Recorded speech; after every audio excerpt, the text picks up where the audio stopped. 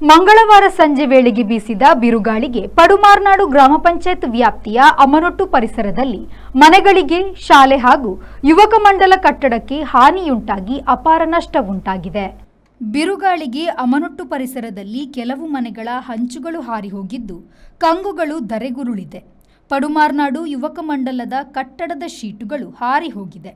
ಪಡುಮಾರ್ನಾಡು ಗ್ರಾಮ ಪಂಚಾಯತ್ ಅಭಿವೃದ್ಧಿ ಅಧಿಕಾರಿ ಸಾಯೀಶ್ ಚೌಟ, ಪಂಚಾಯತ್ ಸದಸ್ಯ ರಮೇಶ್ ಶೆಟ್ಟಿ ಅವರು ಹಾನಿ ಸಂಭವಿಸಿದ ಸ್ಥಳಗಳಿಗೆ ಭೇಟಿ ನೀಡಿ ಪರಿಶೀಲಿಸಿದ್ದಾರೆ. Premashree V4 news Moodbidri.